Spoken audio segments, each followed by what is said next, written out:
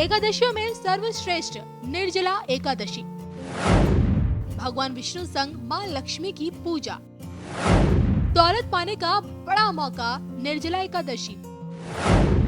निर्जला एकादशी पर अपनाएं धन वृद्धि के टोटके। निर्जला एकादशी पर क्या करें क्या नहीं, देखिए सिर्फ धर्म ज्ञान पर। नमस्कार, धर्म ज्ञान के दर्शकों का स्वागत है। मैं आपके साथ कविता राणा और मेरे साथ मौजूद हैं आचार्य मेंग शर्मा जी। मेंग जी, स्वागत है आपका। धन्यवाद कविता जी। सभी दर्शकों को सादर नमस्कार।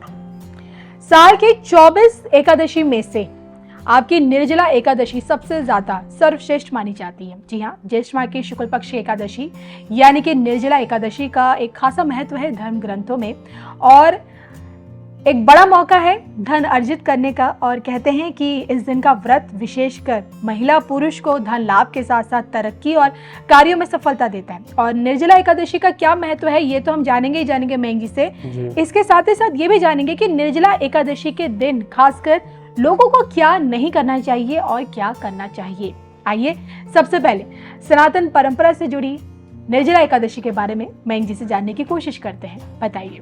देखिए, जैसे आपने बताया कि 24 एकादशियों में सबसे ज्यादा महत्व इस एकादशी का है, तो निर्जला एकादशी यानी कि निर्जल, इस दिन जल धारण नहीं करना चाहिए। जो लोग व्रत रखते हैं तो उनको बड़ी कठिन तपस्या से गुजरना पड़ता है कविता जी। अब आप सोचिए, दिन भर बिना जल के रहना और उपवास रखना तो बड़ा ही मुश्किल काम है जी। तो इसलिए निर्जला एकादशी के दिन अगर आप शुभ फल लेना चाहते हैं तो ये निर्जला व्रत करेंगे तो आपके सभी मनोकामनाएं पूर्ण होंगी और किसी भी तरह की कोई समस्या आपके ऊपर नहीं आएगी।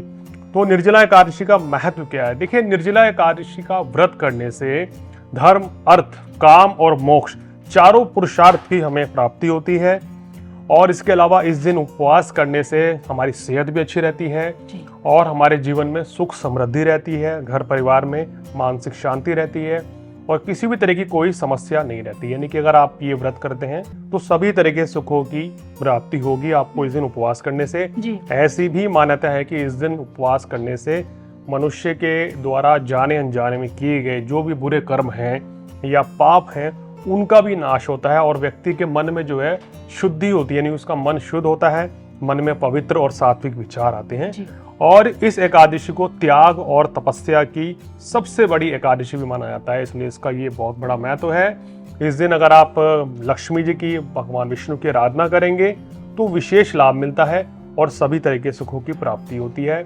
शुभ मुहूर्त की इस दिन अगर बात करें कविता जी, तो निर्जला एकादशी की जो शुरुआत हो रही है तिथि की, वो 30 मई को दोपहर 1:07 से हो रही है और इसका समापन 31 मई को दोपहर 1:45 पर होगा। क्योंकि हमारे धर्म में उदया तिथि के दिन त्योहार पर्व मनाने की परंपरा है, तो इसलिए 31 मई को ही ये पर्व मनाया जाएगा, क्योंकि उस दिन उदया तिथि में ये व्रत जो है कंटिन्यू रहेगा। इसलिए आप किसी वहम में ना पड़े, 31 मई को ही इसका व्रत रखेंगे तो इसका विशेष शुभ फल मिलेगा, लाभ मिलेगा और सभी तरह के परेशानियों से आपको छुटकारा मिल जाएगा। चलिए, ये तो हमने मेंग शर्मा जी से ये जानने की कोशिश की कि आखिर क्यों निर्जला एकादशी को 24 एकादशी में से सबसे ज्यादा सर्वश्रेष्ठ माना जाता है, इसकी क्या अहमियत है, क्या खासा महत्व है हमारे धर्म ग्रंथों में और क्यों इस दिन खासकर लोग व्रत रखते हैं इस दिन। तो आइए अब आगे बढ़ते हैं। और जो कि देखिए, निर्जला एकादशी का व्रत, निर्जला एकादशी पूरी तरह से भगवान विष्णु संग उनकी अर्धांगिनी यानी कि माता लक्ष्मी को समर्पित रहता है और इस दिन इन दो देवी देवताओं की तो आराधना करते ही करते, लेकिन ये एक बहुत बड़ा दिन होता है धन प्राप्ति का। किस प्रकार निर्जला एकादशी के दिन माँ लक्ष्मी संग भगवान विष्णु से जुड़े किन टोटकों से आप अपने घर की धन संपदा को बढ़ा सकते हैं, तरक्की कर सकते हैं, बड़ा धन लाभ पा सकते हैं। आइए उन टोटकों के बारे में थोड़ा सा मेंग जी से जानते हैं। बताइए मेंग जी। देखिए, निर्जला एकादशी के दिन क्या कुछ करें कि आपको धन लक्ष्मी की प्राप्ति हो, घर में सुख शांति रहे और आपके घर में धन धान्य की वृद्धि हो। निर्जला एकादशी के दिन पीपल के पेड़ पर माँ लक्ष्मी की पूजा करें वहां बैठकर, तो बहुत अच्छा रहेगा। और पीपल के पेड़ की जड़ में आपको दूध मिश्रित जल चढ़ाने से विशेष लाभ मिलेगा। यानी कि दूध में अगर आप थोड़ा सा मिश्री मिला दें तो वो और भी बढ़िया रहेगा, इस दिन करने से विशेष लाभ मिलेगा। और धूप दीप जलाकर वहां बैठकर पीपल के पेड़ की पूजा करनी चाहिए, माँ लक्ष्मी की आराधना करें, तो इसको करने से धन धान्य की वृद्धि होगी और आपके घर में लक्ष्मी जी का वास, माँ लक्ष्मी का वास जो है हमेशा बना रहेगा। निर्जला एकादशी पर धन लाभ प्राप्ति के कुछ और चमत्कारिक उपाय हैं जिनको करने से विशेष लाभ मिलेगा। देखिए, माँ लक्ष्मी को प्रसन्न करने के लिए कौड़ियों का प्रयोग करना सबसे ज्यादा शुभ माना जाता है। इस दिन 7 कौड़ियों को हल्दी की 7 गांठों में बांधकर पीले कपड़े में लपेट दीजिए, यानी कि 7 कौड़ियां लीजिए, 7 हल्दी की गांठ लीजिए, उसको पीले कपड़े में बांधकर वहां पर माँ लक्ष्मी की आराधना करें।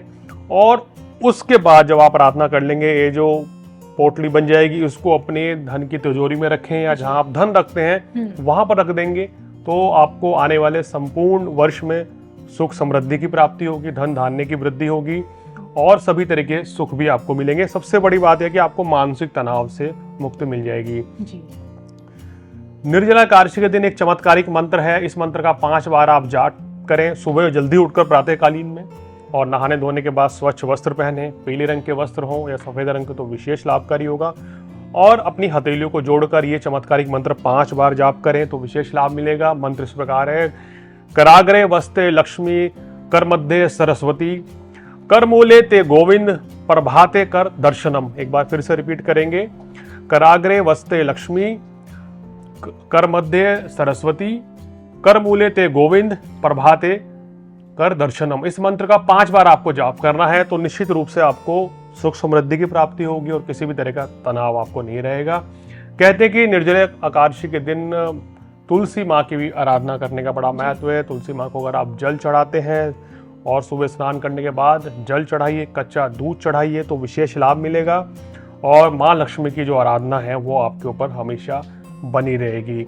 निर्जला एकादशी के दिन कविता सबसे इंपॉर्टेंट क्या चीज दान करनी चाहिए?